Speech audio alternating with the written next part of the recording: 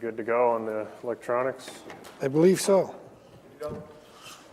Item number 1 is citizen concerns. Any concerned citizens on an item not already addressed on the agenda? If someone does call in, we'll revert back to this item.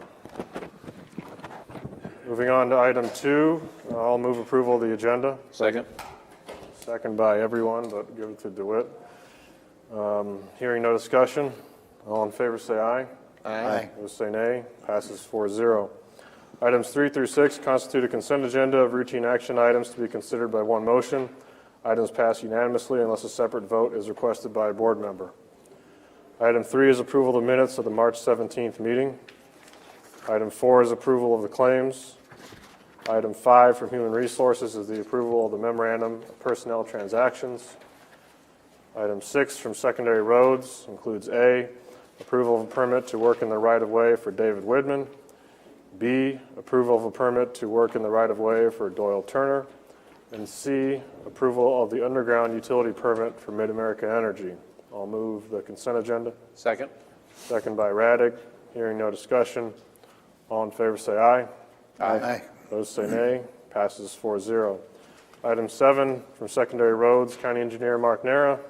First is item A for action, receive bids for project number CP 2020 and return them to the county engineer for review and recommendation. I think Karen just went up to grab those. Okay. At least that's my suspicion went running out.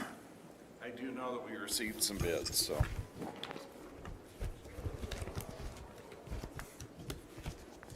Good guess. Oh. Did you bring me a letter opener?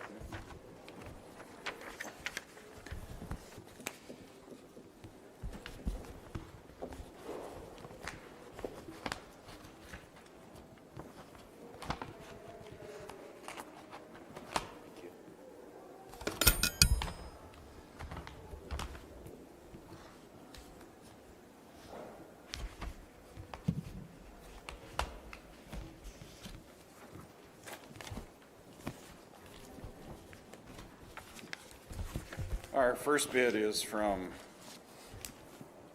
Contact Engineered Solutions. They have a quote and a revised quote, so before I read it aloud, I better have a quick read of what they said here.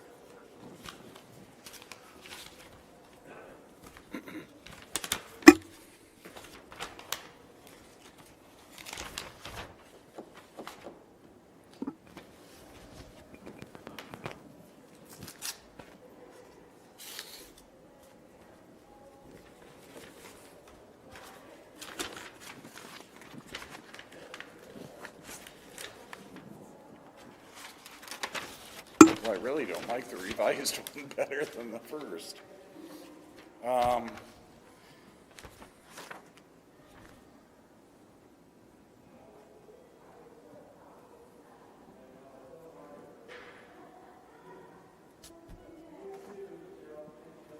Oh, it appears that they made a mathematical error, which we would have caught when we tabulated the bids anyway. But the total bid for our standard culvert pipe plus our special pipes for projects is $97,789.76. 97,789.76.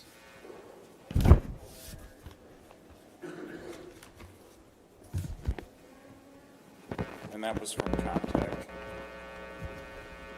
Engineered Solutions. The next one is from Metal Culverts Incorporated.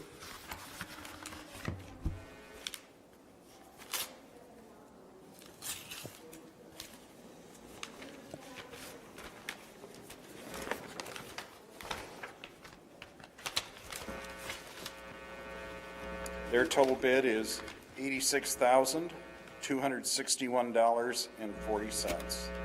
86,261.40.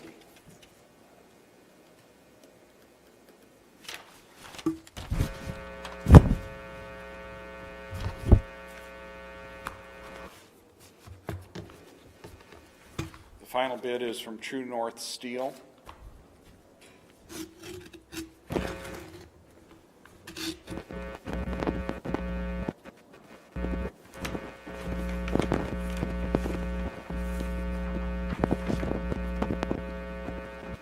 Their total bid is $104,784.81. Based on the bid tabulations here, even with the revised quote, the bid from Metal Culverts has lower unit costs on across the board on the culverts that they bid. So I would recommend we award the quotation to Metal Culverts Incorporated of Jefferson City, Missouri. I would move that recommendation. Second. Is that okay in one motion, or should we do two for the two items? Receive and Would you amend to receive first? I'll move to receive. Second. Hearing no discussion, all in favor say aye. Aye. Passes 4-0. And I'll move to award the bid to Metal Culverts. Second. Second by DeWitt. Hearing no discussion, all in favor say aye. Aye. Those say nay. Passes 4-0. Thank you. thank you very much.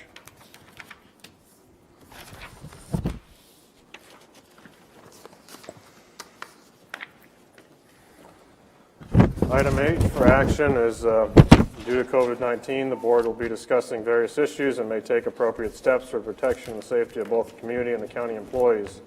Could I ask Mr. Green if you have an update? Sure.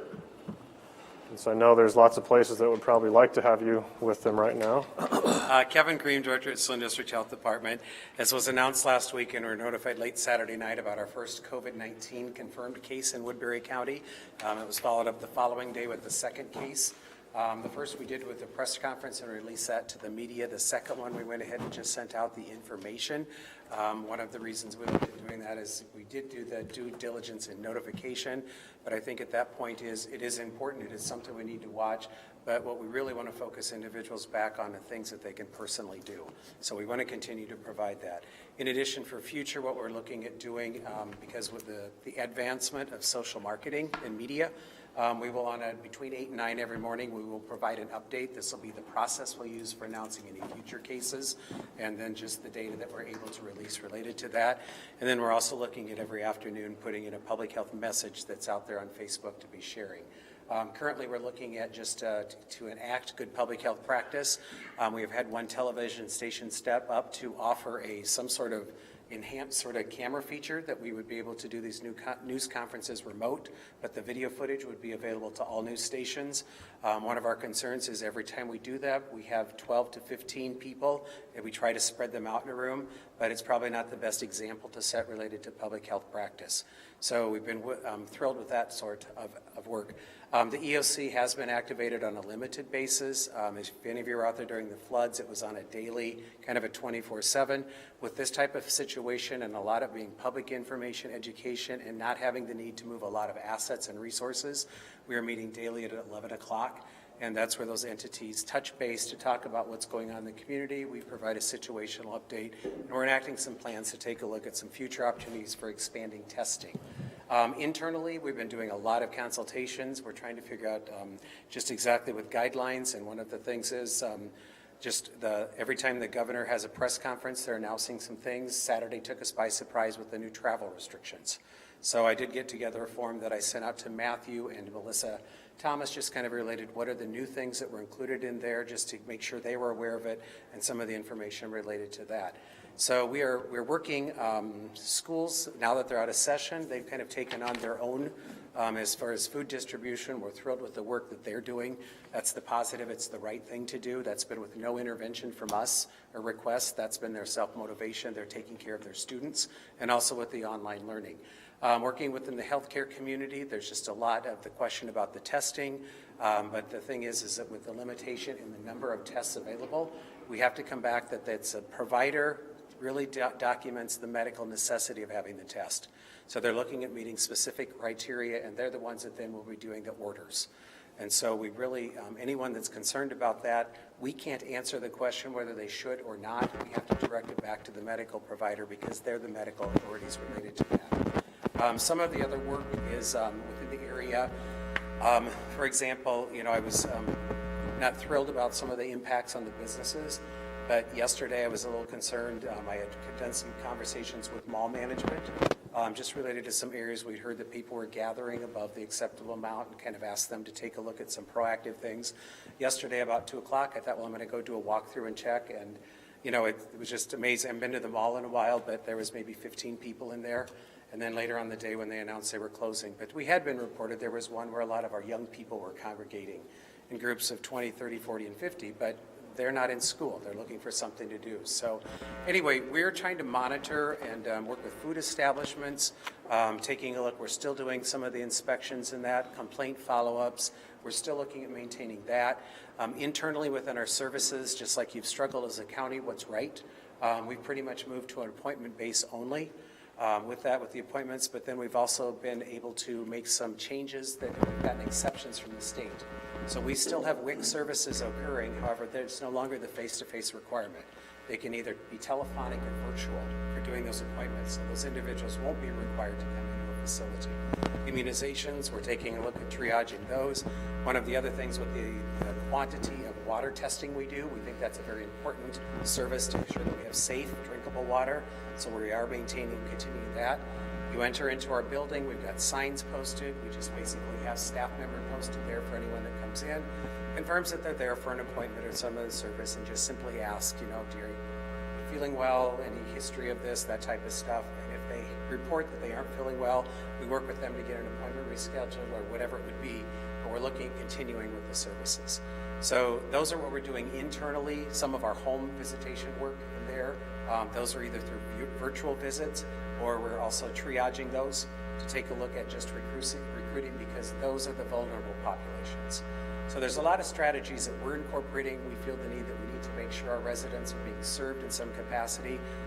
One of the basic ones with our homemaker home care aid, in addition to some of the lighthouse work and the daily sort of baths and that sort of stuff, there are some individuals that we're dependent upon for purchasing groceries. So they provide the funding. And we said that's probably a primary thing because those are the individuals at risk that don't have another source to be able to get that and can't afford the grocery delivery. So we're just going through our services and determining what we can continue at this point in time. If the status changes and we need to activate more staff into the more response efforts, we'll make those adjustments. But I think overall across the county, we've been, hearing positive things about people's response. But our ever-present concern is the fact that there's still pockets where people aren't taking some of these self-isolation, monitoring their group size or within social distancing. So we just keep up with those kind of endeavors. But that's really the status of where we're at right now. Yes, when there's testing going on right now, we know they're finally reporting us the negatives.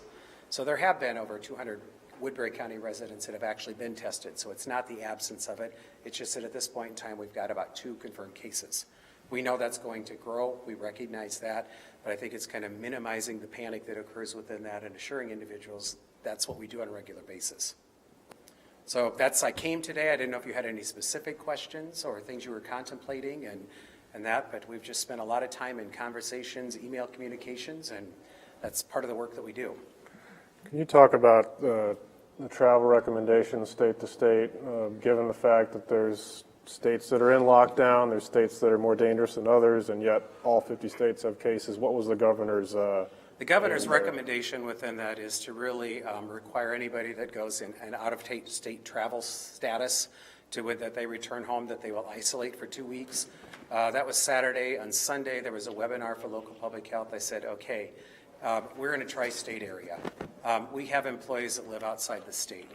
One of the things that they said is kind of a rule of thumb for guidance is if that travel occurs within the normal course of your day on a normal basis, this is probably not a restriction that you would impose on those. What you're really looking at, those that do, like we said today, we talked with staff. It's about those that take airline travel, those that may be some travel associated with overnights if they're staying in hotels and that type of stuff. It's not that they're unsafe, but what we're looking at that increases the risk of those individuals being exposed to it too. It's been a lot of discussion about is there a specific distance or not. My biggest thing, the 3 Regents universities in the state of Iowa, they announced that they were closing down. I know there's a lot of those students that came back.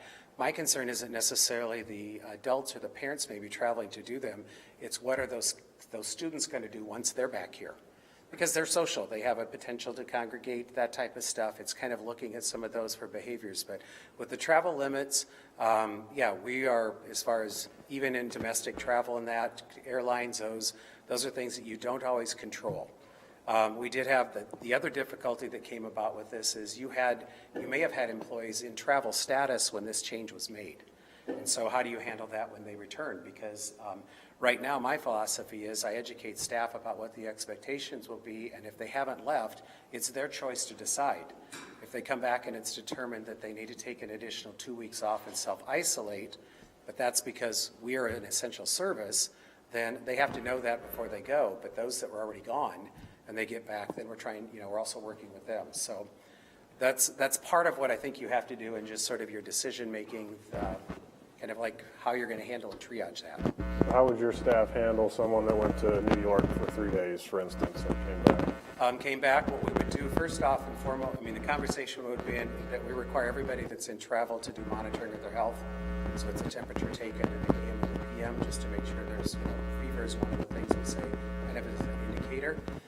The other part is, depending on the work type that they do, is there an option for us to be able to set it up to work from home? If not, if it is a position that we need to have there for our service because it affects what we can provide for clients, we will go hold them to that AM, PM monitoring, reporting of that, and then if there's any sign or symptoms of that, then we would actually then put them into the self-isolation. And so that's what it would be. We have not gone down to the point of, there's been some, I guess what I have asked from the State Department of Public Health is they have not gone through and identified for us. There are states where it's more prevalent, but they have not gone through and straightened it up and said certain ones mandate this response, other ones don't. We just look at travel in general is what it would be.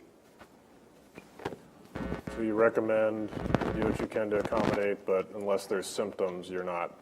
Symptoms, they're out of the workplace. Okay. Yep. And I think the other part that we have to do is that we send out to all, because the other side of it is it may not be your employee, but it may be a spouse that's engaged in travel. And so those we do ask them that just out of consideration for their coworkers to be monitoring their health status. Because that's, if their job's still traveling, we don't want, we're not in a place that we can forbid that, but we just need to make sure our staff understand the role they play in keeping themselves and us safe. Any questions for Kevin? Can you repeat that on the spouse? I have one that's about to travel to New York. What we actually did with the spouse, we let them know that the other part of it is the spouse related to work that they do. No. I go home to her every night. What we do for those is what it was. If it's an optional for pleasure and they're going up there for crowds and that sort of stuff, really what it amounts to is we just tell that employee they need to closely monitor. And so, for example, today we actually had enough of the supply that we're giving every staff member a thermometer to make sure that they have a functioning one in their home. And with that thermometer, then we will ask them that. The important thing that I have explained to staff is our body temperature fluctuates at different times of the day, and a normal is different for each and every one of us. It's important now they establish the baseline, so they know whether is it 98.6 or 97.9. So then I know when it increases, they know when a fever might be onsetting. And so we have asked them then just to do their temp twice a day, monitor that. If anything gets out of it and starts to increase, then to notify us. And then we would take a look at that, becomes the check mark that says, we'd really prefer that you self-isolate to monitor to see if your condition deteriorates.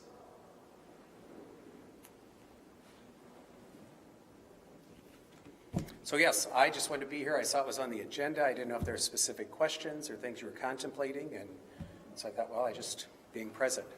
Thank you very much. What kind of thermometers are you giving them? The ones we actually had were digital. That's what it was. And that it's a brand, unbeknownst to me, it was kind of, we had talked about it earlier, and a staff member came forward and said that there was something we had bought about a year ago. And so we just had that supply of those that we could give one to every staff member. Is that one that you put in your mouth? Yes. Okay. Yes. Yeah. It's an oral one, Pat, that's, yep. I should have clarified that. I suppose I could put it under their armpit, but it's not, yeah. Okay, It's not just the Yeah. read, that's where you can. yeah, it's an actual one you put in your mouth, not just the one that scans the forehead. Okay. Are those less accurate? I think what it amounts there's questions about any of them with accuracy with those, but I think really what it amounts to is that's why we encourage them to start checking now. I mean, they'll get that same, if you do the same device and you keep measuring, you'll say, here's what my normal temperature is, so if we see a change, they know it's a change from normal. And I think that's much more efficient than turning around and if you don't feel well, then take it, and then questioning its accuracy too. Okay. Thank you. All right, thank you. I just wanted to report on what occurred after the board issued that access to the courthouse would be by appointment only. So the next day, I contacted the IT department and asked how they could assist. The security station has a network. They can get email there. And the IT department, Doug Bach and Lisa Feltz, within less than an hour, they had a solution that worked out very nicely. It was Google Maps that people just sent a meeting to, and it would appear on their own personal calendar, but it was also appear on at the security station. And so I went out I went through every department, interviewed them, and got phone numbers, talked about who they should contact and how it would work. Went out and made signs, record printing, got them printed, and we put them out there. And even though, like the state offices are on a different email platform, it still works perfectly. That they assign the appointment, and it appears on the computer or the screen at the security station. And it seemed to work very well with everyone. And it's been amazing that the departments in the county all really cooperated very well as far as to make that work. And it has worked out fairly well as far as I'm concerned. How about you, Supervisor DeWitt? I think it's gone well, considering all the extra responsibilities the security people have. I noticed that. Thank you. So I imagine you can just leave the same thing on the agenda for next week, because the directive that you issued is that it will expire on the 31st next week. So you have to deal with that issue again at that time to determine what you're going to proceed with. Sounds good, and that's wonderful to hear. We also need to make sure that we're in compliance with you have the budget hearing is next week, isn't it, Dennis? The public hearing, and how you're going to handle that. I've seen several from different entities, from the Iowa Information Board, and the Attorney General's office has issued some guidance too as to how you're doing that. Maybe Joshua, is that something that you've looked at or going to be in compliance with? I haven't looked at it. I think that between the governor's orders and the efforts that we're making to make the meeting accessible, I don't think that it's going to be an issue. Okay. Andy, can you explain how this is working right now to all of us? Right now, we've published the call-in number on the agenda. That number will ring on this phone. I have the ringer set to silent, but I'll see on the screen if there's a caller. Depending on the situation, I could quietly assess the reason for their call. If they wanted to just listen in, if they were calling for that, I would push one button and just have them listen. If they wanted to speak with you guys, I would push a different button and basically transfer them to the system you guys use when you call in. So it's kind of a manual process, but so far no callers, and I'm confident that it'll work well for us. I made a mistake when I directed Karen to publish that phone number, and he asked me why he did it. So, but he's come up with a solution so that he covered for me greatly. Thank you. Thank you to everyone involved in this effort that's maybe watching or listening right now. Other department heads. Mr. Clayton, do you have something? I do, just an FYI. I sent out a press release just before I came down here that as of 8 o'clock in the morning, the treasurer's office will be closed to the public until further notice. I just talked to Kevin. Kevin had someone from my office call and question whether or not this crowd of people outside my office was kosher, which we have noticed that, and that's one of the reasons for this move. Plus the fact that we're short one person due to resignation anyway. We got one on maternity leave. We've got one in self-isolation because she came back from Florida. We've got one that refuses to come to work until this is over with. We've got another one that's going to refuse to come to work unless the offices are closed. And we've got 2 others out sick. So I'm going to get to a point where I've got to close it anyway because I'm not going to have any people. So what we'll do is we'll leave the drive-up window open for renewals and tax payments only. Also the dealers drop off their work there, and then they can pick it up there. Anybody else that they have an emergency, and it has to be a true emergency, which will be assessed by one of my deputies, we can make arrangements to have schedule an appointment for them to come into the office. So if somebody were to buy a new car tomorrow, what's the process to get their title? Well, the process would be, first of all, if they buy a new car, normally they're going to go through the dealer, and the dealer is going to send it to us. If they're rich enough to where they pay cash, then the dealer may give them all the paperwork. Then they'll need to call us, and we can tell them over the phone what it's going to cost. They can drop all that in the mail with a check, and we can process it and mail it out to them. Which is the same with anybody that buys a car from an individual. They can do that too if they choose. The governor's also extended the deadline on vehicle transactions and given them an extra grace period also, so, along with property tax. So it's not like we're in a crisis situation or anything else. So, it's going to be difficult. The phone will never stop ringing while we're there, but then we'll answer what we can and go from there. So you'll still have work. We'll have plenty of work. I mean, the mail is not going to stop, and the online stuff won't stop, and Drive-through online window will be renewals, busy. we can print out 300-400 online renewals, and then all those have to be folded stuff mailed out, that type of thing.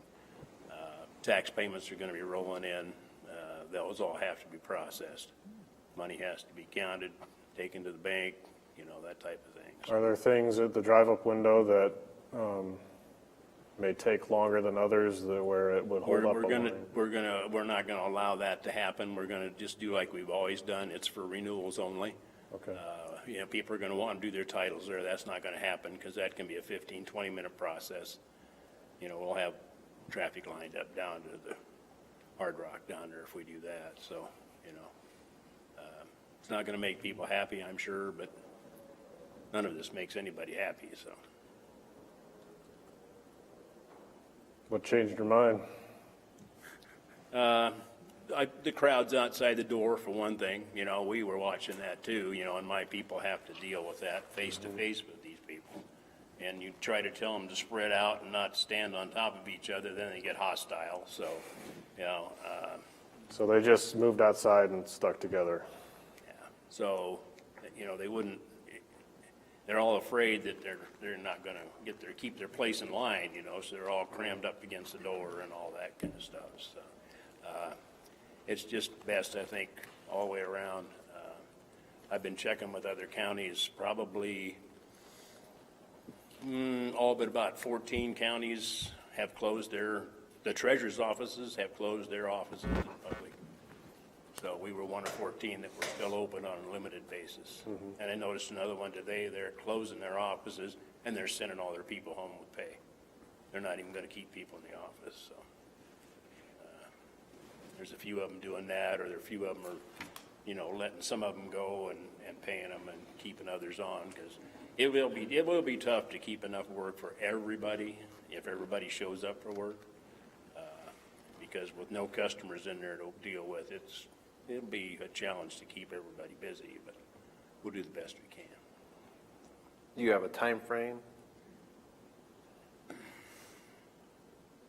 I said until further notice. I'm saying that we'll look at this again, and we'll look at it week by week, because I think we're only at the very early stages of this whole process. And then Some people think in another week it's going to be all done. I think in another week it's going to have skyrocketed by that time. The extension for getting title to a vehicle, how long was At that? this point, it's April 16th, and that's subject to change also. Same with property taxes. Delinquency still starts April 1st, but the penalty isn't enforced until April 17th. So we'll process mail even that way too. We got a call from one of our very big, well, they're not very big because they've got this huge abatement.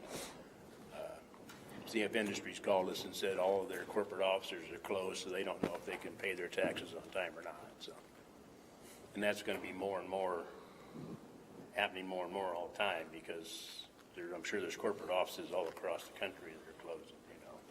If Mid-American decides to do that, they're a large chunk of cash that comes in too. So. But then they could still hold off until April 16th with no penalty.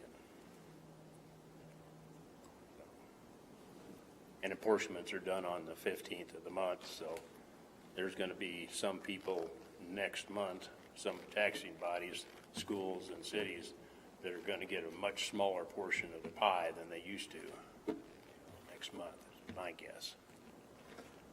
Is there a typical business mailing you would send out to people that you could include a blurb on the new process, or is that not feasible?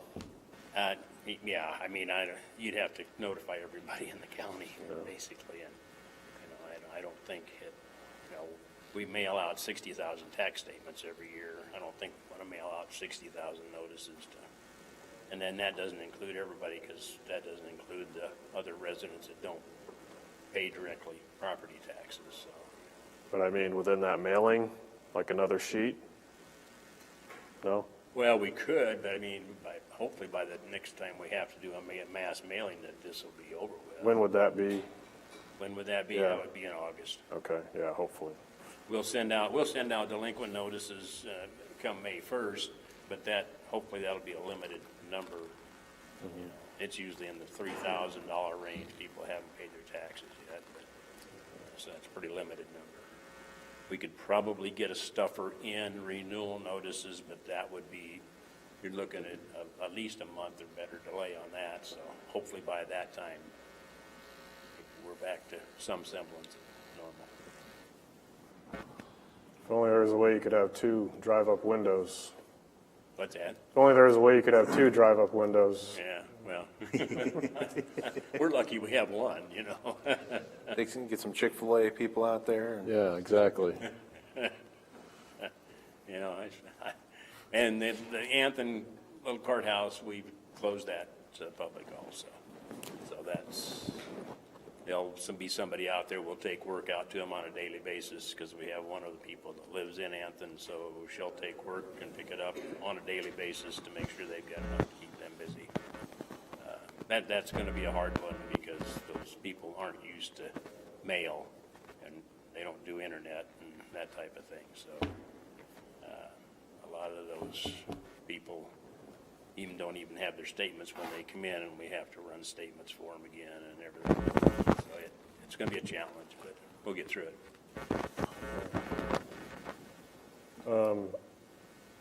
Since this is a county-owned building, should the board take action on this process change? well, it's his department. I know. No? No. I think it's, We're not closed for business. We're just closed to the public. Right, yeah, No. it's within his discretion as an elected official. okay.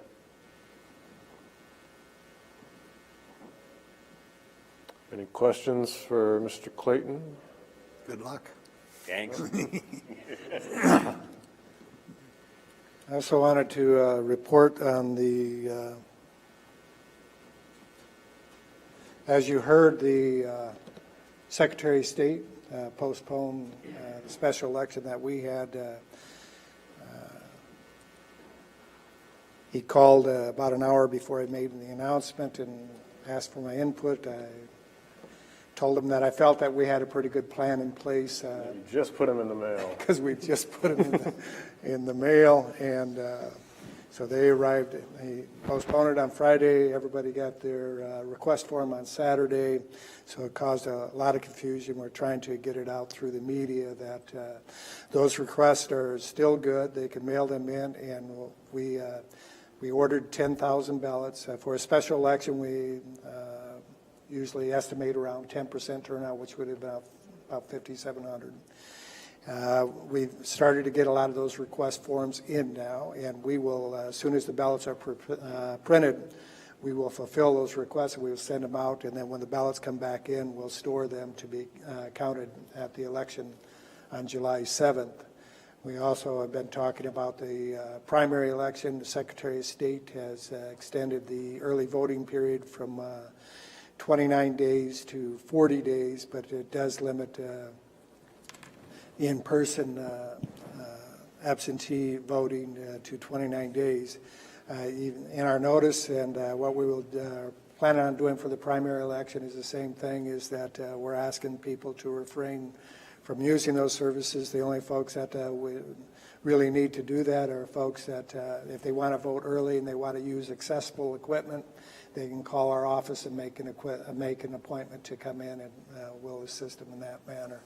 But essentially, we're just trying to run it as a vote by mail. That's what we'll be doing for the primary election, too. We probably will limit it to just 2 polling places. Our precinct election official pool is the pool of people that are considered the most vulnerable, and so we just need to protect them. We need to protect the voters, and we also need to protect our staff. And so we hope that voters will cooperate with that. Once we get to polling places, we'll have to limit access to that on election day, too, to I don't know if the 10-person order will still be in effect at that point. We don't know where we're going to be at. We have to make a decision a month out prior to each election day for publishing requirements and that as to what we're going to do. So we're going to be kind of hamstrung by that. So the plan is right now for the primary election is the same thing, is that we'll just have one polling place open in Sioux City. We'll combine 28 polling places to that one, and then in rural areas they will be we'll confine it to the public service building out at Climbing Hill for those folks to vote. And we're just trying to explain to everybody that they just need to vote at home. That's just the most responsible way for us to handle this election. We hope that we get the voters' cooperation. I've already heard from several people from opposite ends of the spectrum that people that think we're not doing enough, that we should just mail the ballots out, and those at the other end of the spectrum that really think this is an overblown reaction to things. And we have to, we think that we're acting responsibly.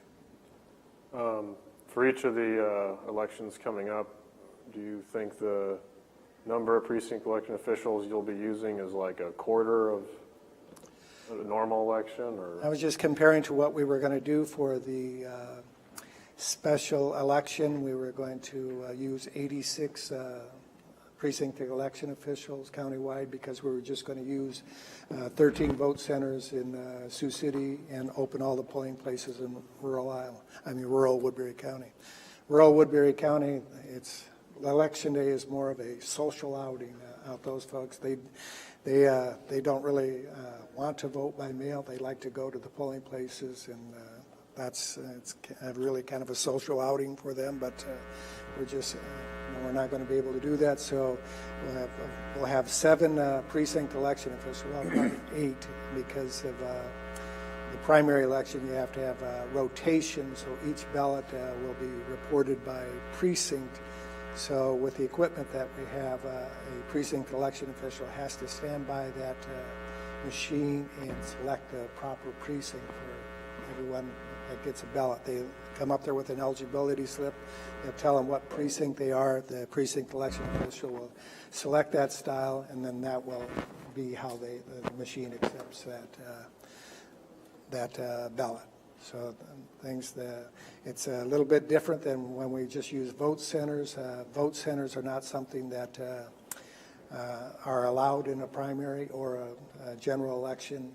You have to be assigned to a precinct, but the law does allow us to combine those precincts from 28 to 1.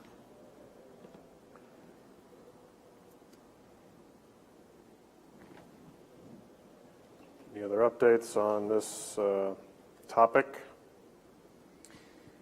I was just going to bring up one thing. I was looking at the county website here, and on the initial landing page, there isn't any information as far as, the appointments for the courthouse or, some of the things that are being implemented. And just curious if there was any plans to have an update there or. I can't hear you, Joshua. To put something out there, if somebody's looking for, okay, what do I need to know if I need to go to the courthouse? I know there's a lot of other sources for getting it, but it may be helpful to add something on the main page of the website. We will do that. He said we, and she smiled. A lot of bases to cover, but thanks. We should get around to that. It's been working very well as far as I can see.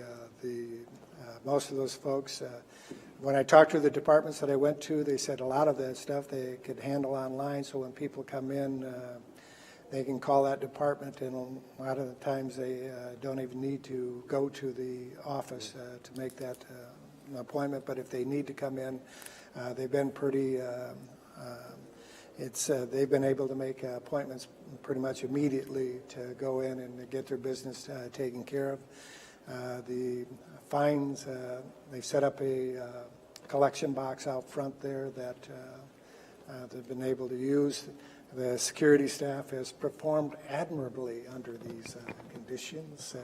They keep things clean, and they're very helpful from what I've seen to folks that are coming in. And I don't know, I haven't seen any real altercations or anything along that nature. Just about had one this morning, but that was on a seized property thing. No, the equipment that we use is sterile or sanitized after every time somebody puts a phone or keys in it. So I can say that the equipment that we have out there has never been cleaner. We're doing our, trying to clean handrails, door handles, the whole thing, and so we're not handling as much personal effects as we used to. So there's been a lot of changes. So some people like them, some people don't, but it's the way of the world today. So this is what it is. Anything else from you guys? No action necessary today, but it'll be on tomorrow to discuss the screening procedure once again and any other items that come up. Item 9, reports on committee meetings. Anybody? I had one, workforce development. It was all by conference call, but in this conference call, there will be another conference call coming up to answer questions for fiscal agents. So I don't know if that would be through our auditor's office or through Dennis, who was going to do that after we get our new 2080 and region set up, but it might be a good opportunity. I could get you the information whenever they set up that call, so you guys can be involved with that. And then the other one was at the same time as this conference call, so I had to pick one, and since this one's more important, I think. Is the mental health region meeting electronically? She moved it. It's just moved. Yes, or not moved, I should say. Put out a little bit. I saw the email that it's been moved. I haven't looked at all the details on it. Okay. I don't think they have the equipment or the setup to do it telephonically, so especially where they're holding the meetings lately, but Okay. Sounds like it is into April for the next one, so. Any calls from the switchboard?